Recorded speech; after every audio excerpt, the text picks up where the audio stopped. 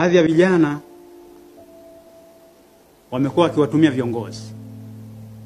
Baadhi ya viongozi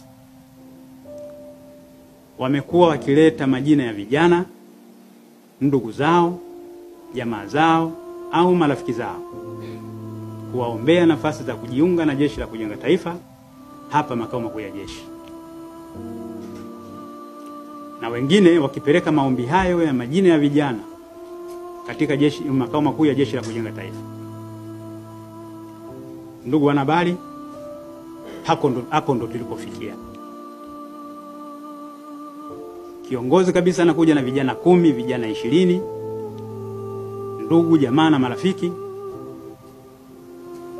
hata mikoani, kwenda kwa viongozi wa mikoa, wa wilaya, wa maeneo husika kuwaombea vijana nafasi za kujiunga na jeshi. Au vijana wamechujwa na nani? Nani anajua utanzania wao, uzalendo wao, wamezaliwa wapi, wana tabia gani, na wametumwa na nani? Kama si kutengeneza kikundi, nichukue vijana wangu 20 nitawapitisha mkoa huu, vijana wangu 20 nitawapitia mkoa fulani, vijana wangu 20 nitaenda makao makuu ya jeshi, vijana 20 nitaenda makao makuu ya Jeshi la Kujenga Taifa. Ametengeneza vijana wangapi? Zaidi ya vijana 100. Wanapata mafunzo ya kijeshi. Anaenda kuwatumia kwa matumizi yapi? Hapo ndo tukasema hatutakaa kimya. Lazima tuelezane ukweli, kwa sababu hili jeshi ni la wazi. Na kwa sababu viongozi wamejitokeza, lazima tuliweke wazi. Huko walipo wanajijua walioleta majina, na baadaye nitasema ni hatua gani tutachukua. Kwa sababu hizi ni zama za uwazi na ukweli.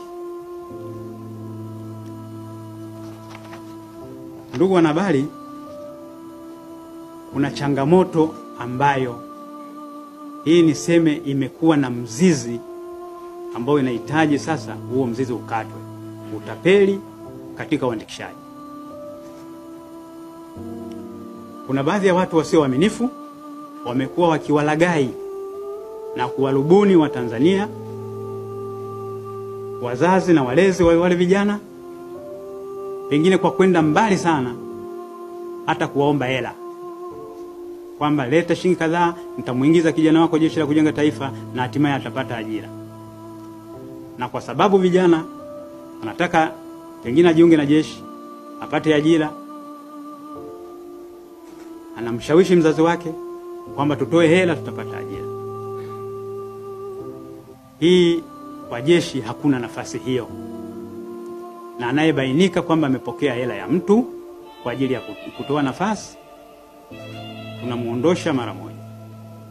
Na wale wengine ambao wanapokea hizo hela, iwe ni raia mwema, iwe ni mtu yeyote, hata kupa nafasi ya kujiunga na Jeshi la Kujenga Taifa kamwe. Kwa sababu nafasi hizi zinapita katika vyombo husika, katika watu husika, zinachujwa. Ndugu wanahabari, mtakumbuka tulikutana mahali hapa siku wakati nilikuwa natangaza ajira au kuandikishwa jeshini kwa wataalamu wa tiba, wale madaktari na fani nyingine. Tulikutana masaa kama haya, nikiwa nimekaa hapa eneo hili, kama sikosei ilikuwa tarehe 9 Disemba mwaka jana 2018. Nilizungumza sana kuhusiana na utapeli, nilikemea sana na niliwaomba sana Watanzania kutotoa hela, kutodanganyika ili kuweza kupata nafasi. Nilitoa rai kwa wananchi, nikawaomba wananchi, na nikatoa maelekezo kwa wale ambao wako chini yangu kwamba kamwe visifanyike vitendo kama hivyo. Lakini tumevishuhudia vitendo hivyo vinafanyika katika zoezi linaloendelea hivi sasa. Sasa hatuwezi kuficha vitendo viovu vinavyoendelea. Lazima tuviseme, tukemee na tuchukue hatua.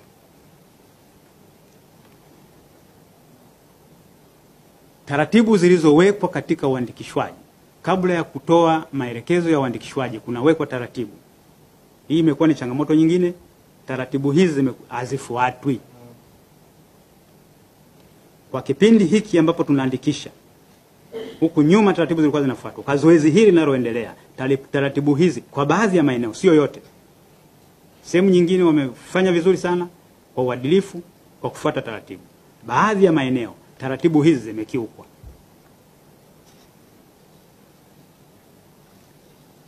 Wanataka kuwachukua vijana kwa nje ya utaratibu uliopangwa, na vijana wengine wanakwenda mbali sana. Wanakuja, mimi ni yatima, sina baba, sina mama. Na wazazi wengine, wazazi wanawatuma watoto wao, nenda mkaseme sina baba, sina mama. Mwingine anakwenda mbali zaidi, anasema bwana, mimi nalipenda hili jeshi toka kabla sijazaliwa.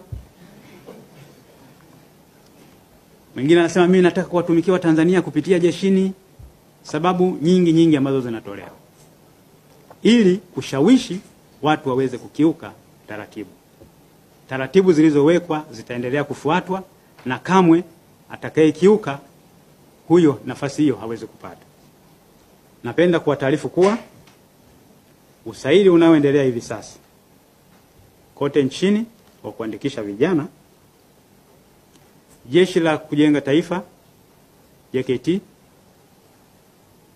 pamoja na Jeshi la Ulinzi la Wananchi wa Tanzania tunatoa tamko kwamba tutafanya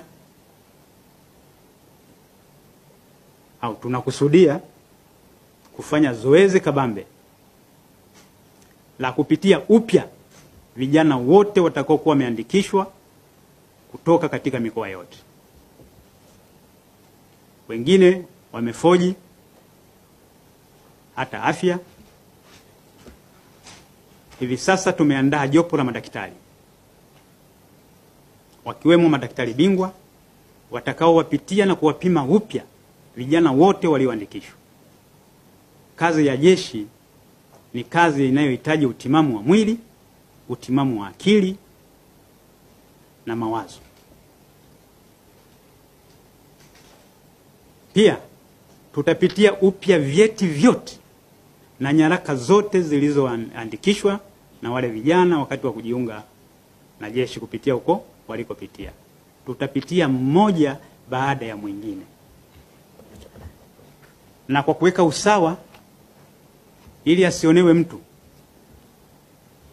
hili zoezi litafanywa kama nilivyosema: Jeshi la Kujenga Taifa, Jeshi la Ulinzi la Wananchi wa Tanzania, NIDA, Wizara ya Elimu pamoja na wadau wengine wanaohusika na masuala ya rushwa kama Taasisi ya Kuzuia na Kupambana na Rushwa na vyombo vingine vya ulinzi na usalama.